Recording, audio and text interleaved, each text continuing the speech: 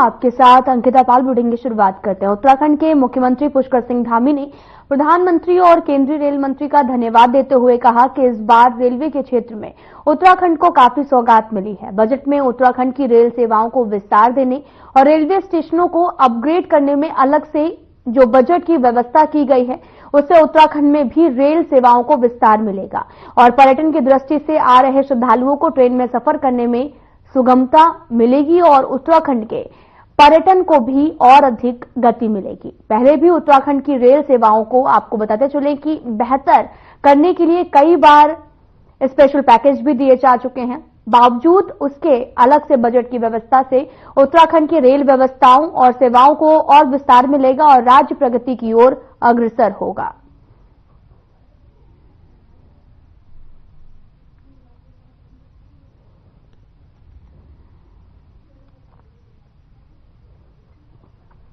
Railway के क्षेत्र में राज्य को बड़ी सौगातें जो हैं वो मिली हैं। आपको बताते चलें कि बजट में रेल सुविधाएं जो हैं वो रेल बजट में काफी ज्यादा सुविधाएं मिली हैं। बजट में रेल सेवाओं का अब बेहतर तरीके से विकास होगा और रेलवे के क्षेत्र में राज्य को काफी अच्छा बजट दिया गया है और उत्तराखंड के लिए रेल बजट में 4,641 करोड़ रुपए दिए गए हैं, जिससे सीएम धामी ने पीएम मोदी का धन्यवाद भी किया है। केंद्रीय बजट में उत्तराखंड में रेल नेटवर्क को मजबूत करने के लिए 4,641 करोड़ रुपए बजट आवंटित किया गया है और ये दिल्ली, पंजाब, हरियाणा, हिमाचल को आवंटित बजट से कहीं अधिक है। इससे उत्तराखंड में चल रही रेल परियोजनाओं के निर्माण को रफ्तार मिलेगी। 63 किलोमीटर लंबी किच्छा खटीमा रेल लाइन के लिए 228 करोड़ रुपए की व्यवस्था भी की गई है। रेल मंत्री अश्विनी वैष्णव ने सोमवार को वर्चुअल प्रेस कॉन्फ्रेंस की और रेल बजट में उत्तराखंड की हिस्सेदारी को लेकर जानकारी भी दी है। उन्होंने कहा कि हम उत्तराखंड में मजबूत रेल नेटवर्क बनाने की दिशा में काम कर रहे हैं। इसके लिए बजट की पर्याप्त व्यवस्था की गई है।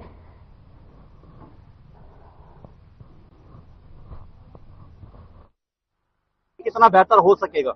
निश्चित रूप से पहले भी जो हमारे अमृत भारत स्टेशन बने हैं रेल के क्षेत्र में, हमको ऋषिकेश कर्णप्रयाग रेल लाइन पहले से हमारी निर्माणाधीन है। निर्माण की प्रक्रिया काफी आगे चल गई है। माननीय प्रधानमंत्री जी का मैं बहुत धन्यवाद करता हूं कि इस बार के बजट में भी हमको जो है विशेष रूप से ये हजारों करोड़ की जो योजनाएं दी गई है, बजट दिया गया है, वो निश्चित रूप से रेल के क्षेत्र में और बहुत अच्छा हमारा सुधार होगा। हमको बहुत तरक्की मिलेगी और राज्य के लोगों को आने वाले समय में सुविधा मिलेगी। हमारा पर्यटन प्रदेश है, लोग आस्था श्रद्धा के धामों पर आते हैं, विभिन्न स्थानों पर जाते हैं, उनको भी रेल सेवाएं आसानी से मिल पाएंगी। मैं फिर से एक बार आदरणीय प्रधानमंत्री श्री नरेंद्र मोदी जी का और रेल मंत्री श्री अश्विनी वैष्णव जी का बहुत धन्यवाद करता हूं।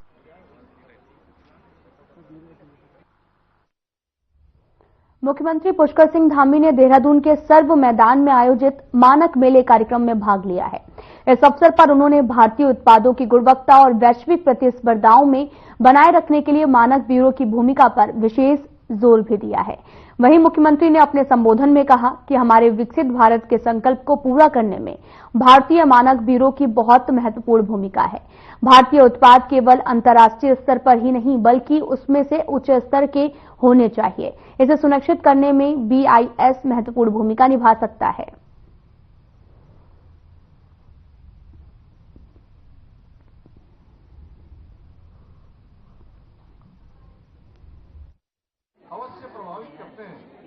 देखिए, हर चीज के स्टैंडर्ड हमारे देश के अंदर बने।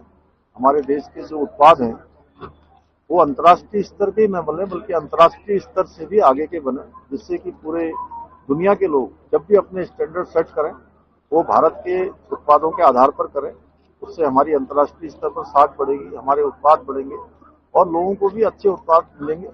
इस दिशा में बहुत सराहनीय काम हो रहा है। आदरणीय प्रधानमंत्री जी के नेतृत्व में आत्मनिर्भर भारत का जो संकल्प लिया गया है, निश्चित रूप से हमारे स्टैंडर्ड बढ़ेंगे तो हम आत्मनिर्भर भारत बनेंगे। विकसित भारत के रूप में जो हमारा संकल्प है वो हमारा पूरा होगा। इसमें भारतीय मानक ब्यूरो का बहुत बड़ा योगदान है।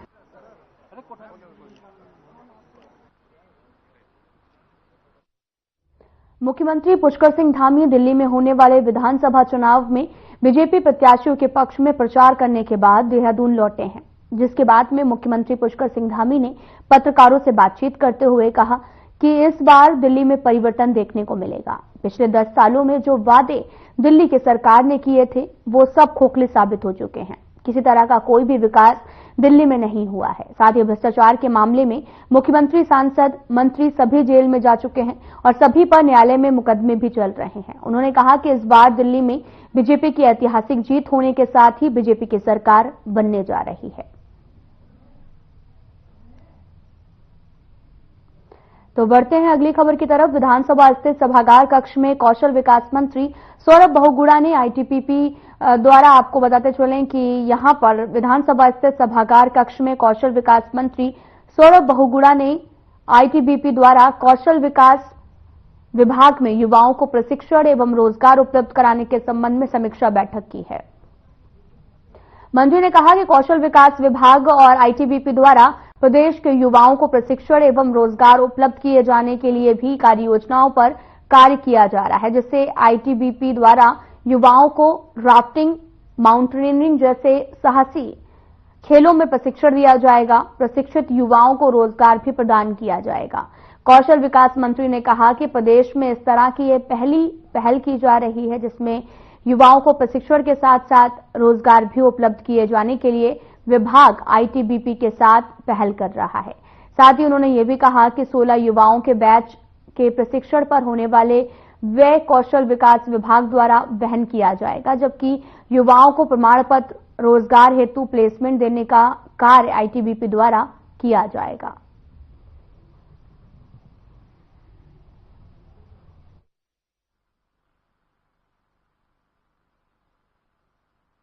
आज एक मीटिंग हमारे कौशल विभाग, स्किल डेवलपमेंट विभाग ने और आईटीबीपी के जो हमारे गुंजियाल जी हैं उनके साथ हुई है।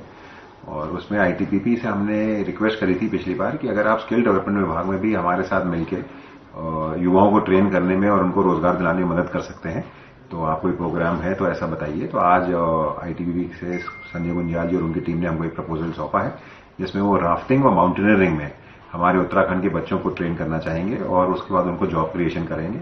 ये पहली बार पहल होगी कि स्किल डेवलपमेंट विभाग और आईटीबीपी फिर एमओयू साइन करेगा और उसमें 16 बच्चों का एक बैच होगा, जिसका जो भी खर्चा है वो स्किल डेवलपमेंट विभाग देगी।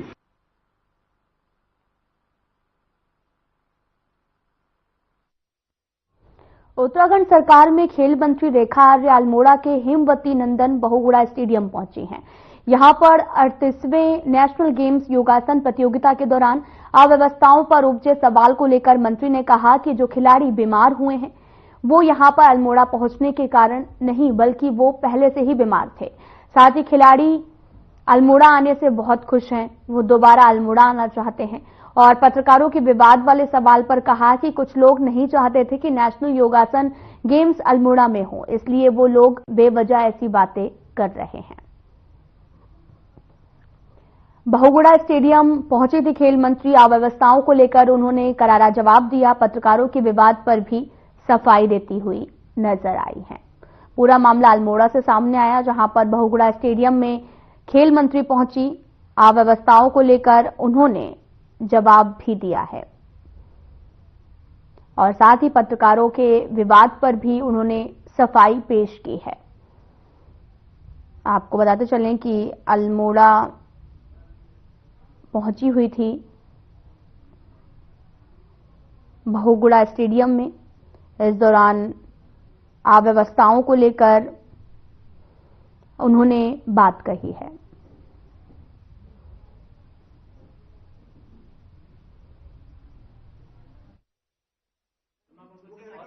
ये कह सकती हूँ कि अल्मोड़ा में योगासना को लेकर माननीय मुख्यमंत्री जी के सहयोग के साथ में अपने पहाड़ी जनपदों में 38 नेशनल गेम का इवेंट रखवाने का एक संकल्प लिया गया और उस संकल्प को आप हम सब लोग शिखर तक में पहुंचते हुए आज लगातार हम देख रहे हैं।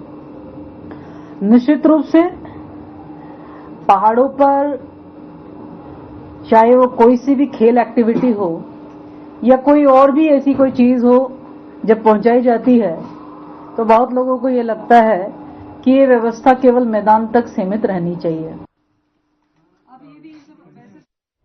अल्मोड़ा के हेमवती नंदन बहुगुणा स्टेडियम में पिछले 4 दिनों से चल रहे 38वें नेशनल योगासन प्रतियोगिता, जिसमें 22 राज्यों के 171 खिलाड़ियों ने हिस्सा लिया है और कई योगासन विधाओं में अपने हुनर का प्रदर्शन किया है। साथ ही पदकों में पहला स्थान पश्चिम बंगाल और 3 गोल्ड मेडल, 1 सिल्वर मेडल, दूसरा स्थान Haryana, 1 gold medal, 3 silver medal और 2 ब्रॉन्ज मेडल, तीसरा स्थान Uttarakhand, 1 gold medal, 3 silver medal, 1 bronze medal और चौथा स्थान महाराष्ट्र, 1 गोल्ड मेडल और 2 सिल्वर मेडल, 1 ब्रॉन्ज मेडल और पंचमा जो स्थान है वो उत्तर प्रदेश का है। और छत्तीसगढ़ ने भी 1 गोल्ड, 1 ब्रॉन्ज और 1, चंडीगढ़ ने 1 गोल्ड, गोवा में 1 गोल्ड, बिहार ने सिल्वर, तमिलनाडु में 1 सिल्वर, 1 ब्रॉन्ज, कर्नाटका में 2 ब्रॉन्ज, राजस्थान में 2 ब्रॉन्ज एवं पंजाब में भी जीता है। और इस दौरान कैबिनेट मंत्री रेखा आर्या ने भी कहा कि अल्मोड़ा में आयोजित राष्ट्रीय योगासन प्रतियोगिता से सिद्ध हो गया कि संकल्प से शिखर तक को आज मुहर लगी है। आने वाले एशियाड खेल में भी योगासन खेल की प्रतियोगिता में सम्मिलित होगा और योगासन प्रतिभा बढ़ावा भी मिलेगा।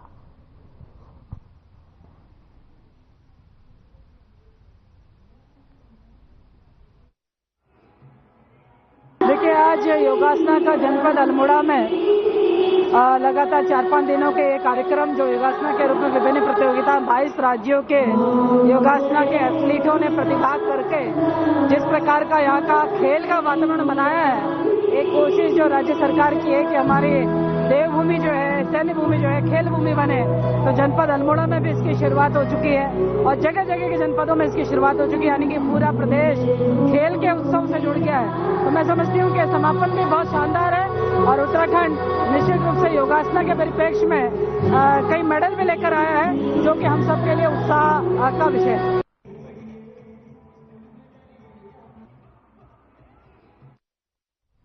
केंद्रीय वित्त मंत्री डॉक्टर निर्मला सीतारमण द्वारा पेश किए गए आम बजट पर वित्त मंत्री उत्तराखंड डॉक्टर प्रेमचंद अग्रवाल ने बीजेपी प्रदेश मुख्यालय में प्रेस कॉन्फ्रेंस की। इस दौरान उन्होंने कहा कि यह बजट भारत को विश्व के अग्रणी देशों की पंक्ति में खड़ा करने का मददगार साबित होगा। यह बजट उत्तराखंड के लिए भी खास है। राज्यों के पूंजीगत विकास के लिए 1.5 लाख करोड़ कर्ज का प्रावधान किया गया है। इस साल के संशोधित अनुमान रुपए 1,25,000 करोड़ से 25,000 करोड़ अधिक है। विगत 2 सालों में इस ब्याज मुक्त योजना से हमारे राज्य को लाभ भी मिला है। डॉक्टर अग्रवाल ने कहा कि सभी सरकारी स्कूलों में ब्रॉडबैंड कनेक्टिविटी की भी घोषणा में उत्तराखंड के लिए भी अत्यंत महत्वपूर्ण है। नॉलेज इकोनॉमी के लिए ये एक मजबूत नींव होगी। 125 शहरों के लिए नई उड़ान योजना की घोषणा से भी उत्तराखंड की कनेक्टिविटी बढ़ेगी। सुनिए आप, उन्होंने क्या कुछ कहा है। देखिए, मैंने आपको बताया कि जिस प्रकार से हमने जो मांग की थी, विशेष रूप से हमारे यहाँ सड़क, बिजली, पानी, ये 3 मूलभूत समस्याएं हमारे प्रदेश की सदा रही है। और मैं धन्यवाद कर रहा हूं फिर अपने माननीय प्रधानमंत्री जी का कि आज उत्तराखंड में जाल बिछा है सड़कों का। चाहे यहां से अब नई बात करें, दिल्ली से भी देहरादून जिसका भी उद्घाटन होना है, जो 2.5 घंटे में हमें आप दिल्ली से यहाँ पहुंचाएंगे या यहाँ से दिल्ली जाना होगा, और यहाँ से वाया हरिद्वार जाएं तो क्या हालत थी पहले, क्योंकि मैं तो ऋषिकेश का विधायक हूं, मैं जानता हूं क्या स्थिति थी।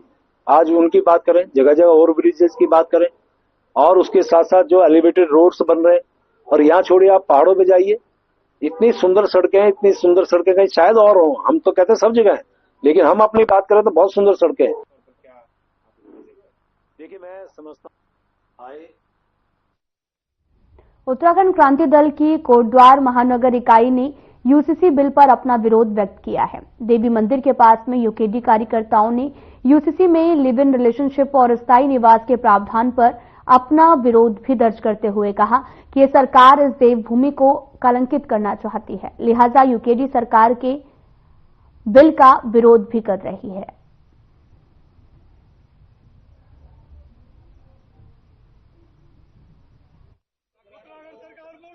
मुर्दाबाद मुर्दाबाद मुर्दाबाद उत्तराखंड क्रांति दल के ये महानगर इकाई द्वारा हमने यूसीसी का विरोध जो अभी 27 तारीख को इन्होंने उत्तराखंड सरकार ने पास किया था, इसमें जो हमने पूरी यूसीसी जो है उसका विरोध नहीं करते, हम केवल 2 पॉइंट हैं इसमें। एक लिव इन रिलेशन और दूसरा जो 1 साल यहाँ नौकरी कर रहा है या व्यापार कर रहा है उसको अस्थायी निवास, ये उत्तराखंड के हितों में कुठाराघात है। लिविंग रिलेशन मैं जिस तरीके से ये यहाँ की हमारी सनातन की जो उत्तराखंडी की धरती जो सनातन की प्रेमी है, देवताओं का वास कहा जाता है, उसमें इन्होंने एक प्रयोगशाला बनाकर यहाँ पे जो ये लागू किया है यूसीसी, उसमें इन 2 चीजों का यूकेडी द्वारा विरोध किया गया।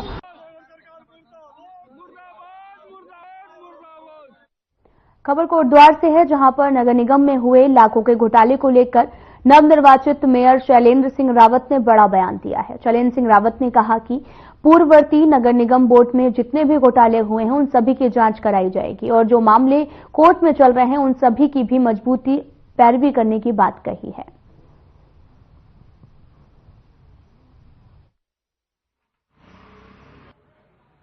मैं उनको अपने स्तर से देखूंगा। अभी तो निगम का जिस दिन चार्ज होगा शपथ के बाद उनकी सारी चीजों को नजर डाली जाएंगी, प्रकाश डाला जाएगा कि क्या क्या है, क्या हुआ पीछे, कहाँ वो चल रहे हैं मुकदमे, न्यायालय की में चल रहे हैं तो उसको देखा जाएगा, मजबूती से उनकी पैरवी की जाएगी। निगम के स्तर से जो भी उचित होगा उस काम को करा जाएगा।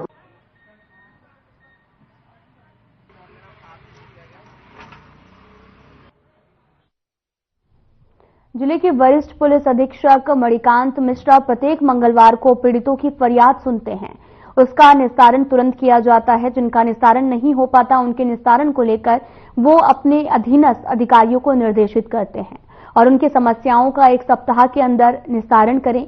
इसी के साथ ही इस बार भी जसपुर, काशीपुर, सुल्तानपुर पट्टी और बाजपुर के लगभग 35 फरियादी यहां पर अपनी फरियाद लेकर वरिष्ठ पुलिस अधीक्षक के समक्ष पहुंचे हैं और अपनी अपनी फरियादें उनके सामने रखी और जिसको वरिष्ठ पुलिस अधीक्षक मणिकांत मिश्रा ने गंभीरता से लेते हुए उसका निस्तारण भी किया।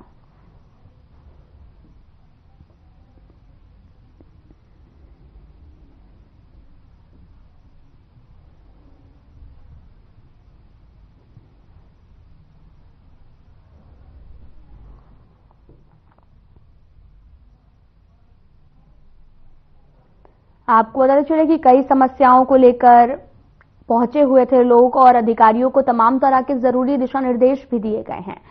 और आपको बताते चले कि पूरा मामला काशीपुर से है, जहां पर कई समस्याओं के निस्तारण के लिए आदेश अधिकारियों को दिए गए हैं और जरूरी दिशा निर्देश भी दिए गए हैं। दरअसल यहां पर लोगों की समस्याओं को सुना गया है।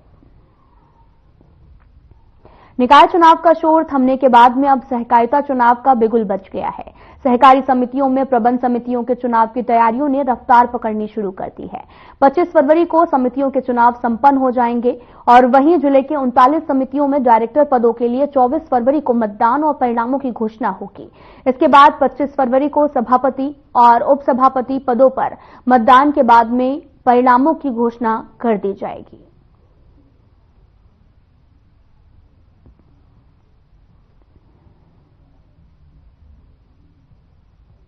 आशीर्वाद तो हमेशा चाहिए। निकाय चुनाव के परिणाम आ चुके हैं। कांग्रेस पार्टी ने पूरे प्रदेश के अंदर अच्छा प्रदर्शन किया है। भले ही 10 नगर निकाय चुनाव में कांग्रेस पार्टी जीत न सकी हो, लेकिन निकट मुकाबले में हम चुनाव हारे हैं और हार जीत के कारणों की समीक्षा पार्टी कर रही है। और अब सहकारिता के चुनाव होने हैं। सहकारिता के चुनाव लगभग 1.5 साल से सरकार टाल रही थी, प्रशासकों के सहारे वहां कामकाज कर रही थी और पहले भी सहकारिता के चुनाव सरकार ने घोषित किए थे और ऐन वक्त पर जो है सहकारिता के चुनाव टाल दिए गए थे। अब फिर से सहकारिता चुनाव की तिथियां घोषित हुई हैं। कांग्रेस पार्टी की पहले से तैयारियां पूरी हैं। आदरणीय प्रदेश अध्यक्ष कर्ण महाराज जी ने सहकारिता के लिए सभी जिला प्रभारियों की घोषणा पहले ही कर दी थी। आपका आशीर्वाद तो हमेशा चाहिए। अल्मोड़ा में 38वें राष्ट्रीय खेलों के तहत में योगासन प्रतियोगिता आर्टिस्टिक ग्रुप विमेन वर्ग में उत्तराखंड को गोल्ड मेडल गोल्ड मिलने की उम्मीद भी की जा रही है। और आर्टिस्टिक ग्रुप विमेन वर्ग में उत्तराखंड ने शानदार प्रदर्शन किया है। 5 दिनों तक चली योगासन प्रतियोगिता में 22 गोल्ड मेडल बांटे जाने हैं और वहीं प्रतियोगिता 5 श्रेणियों में आयोजित की जा रही है, जिसमें ट्रेडिशनल योगासन और आर्टिस्टिक योगासन सिंगल और artistic pair, rhythmic pair, artistic group शामिल हैं। और इन सभी श्रेणियों में कुल 66 पदक दिए जाएंगे, जिसमें 22 स्वर्ण, 22 रजत और 22 कांस्य पदक शामिल हैं।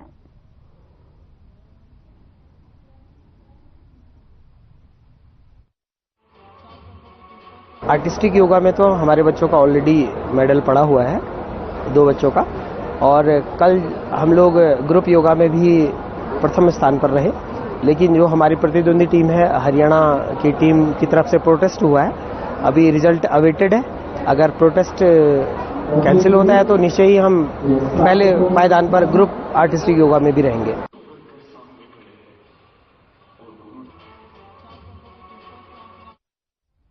मौसम बदलने के साथ साथ हार्ट अटैक के मामलों में भी इजाफा हो रहा है। इस प्रकार से रुद्रपुर अनिल दीक्षित ने भी कहा कि प्रतिदिन नियमित व्यायाम और खाने में हल्का भोजन करने से हार्ट अटैक से बचा जा सकता है। उन्होंने कहा कि खाने में मैदा से बनी खाने की सामग्री और अधिक मात्रा में तेल युक्त सामग्री खाने में कम कर देना चाहिए। इसके अलावा उन्होंने ये भी कहा कि हर किसी को बीच बीच में डॉक्टर से संपर्क में रहकर डॉक्टरों की देखरेख में कार्य करना चाहिए।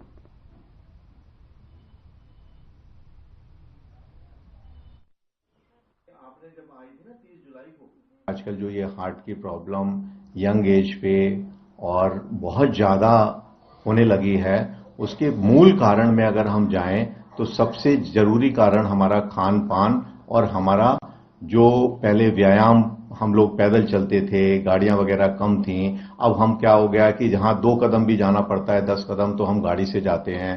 तो एक तो नियमित रूप से आदमी को 40 मिनट कम से कम व्यायाम हफ्ते में 5 दिन करना चाहिए। एक तो सबसे जरूरी चीज ये है, वो उसकी कंडीशन के हिसाब से है। अगर उसे कोई हार्ट की प्रॉब्लम है या गठिया वठिया है पैरों में, तो आपसे अपने डॉक्टर से सलाह लेके व्यायाम को वो नियमित करा सकते हैं कि किस तरीके का व्यायाम उनको करना है। आपने जब आई थी ना 30 जुलाई को, तब आपको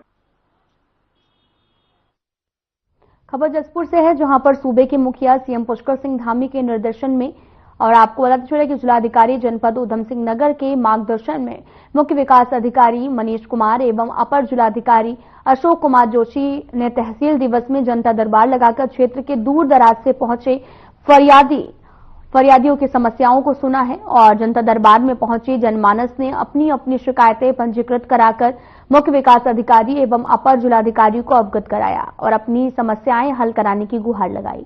साथ ही निवार मंडी क्षेत्र के पंचायत सदस्य रवि कुमार ने भी मीडिया से जानकारी देते हुए बताया कि उन्होंने भी शिक्षा विभाग से संबंधित एवं शिकायत जनता दरबार में दर्ज कराई है। इसमें खेल निधि से आने वाला पैसा विद्यालय प्रबंधन द्वारा बच्चों के खेल में खर्च नहीं बल्कि उसके स्थान पर अपने निजी स्वार्थ में खर्च कर लिया है।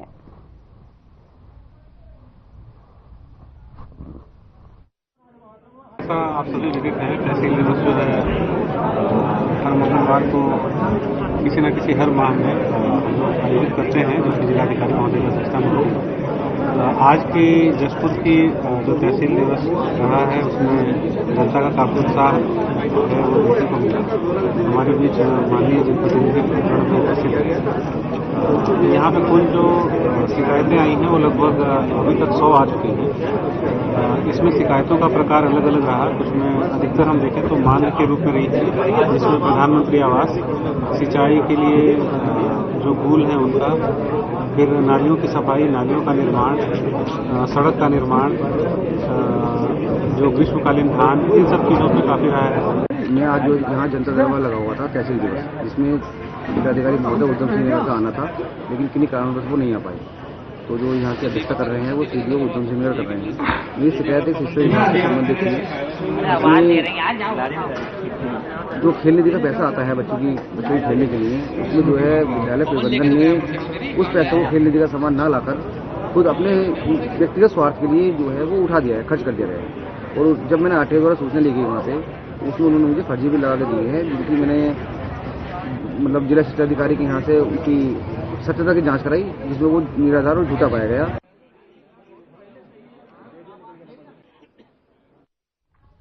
खटीमा के मेलाघाट क्षेत्र में इंडो नेपाल सीमा पर नो मैंस लैंड पर हुए अतिक्रमण को हटाने पहुंचे प्रशासन की टीम को नेपाली नागरिकों से नोकझोंक का मामला सामने करना पड़ा है, जहां पर नेपाल के स्थानीय विधायक, नेपाल एपीएफ डीएसपी संतोष पी सिंह और इंस्पेक्टर देवेंद्र नाथ भी मौजूद रहे। इस संबंध में कार्रवाई करते हुए भारत की तरफ से हुए अतिक्रमण को हटा दिया गया। इस मामले में एसडीएम रविंद्र सिंह बिस्ट और कमांडेंट मनोहर लाल ने बताया कि नेपाल की मीडिया द्वारा भ्रामक खबर फैलाकर नेपाली नागरिकों को गुमराह किया गया था।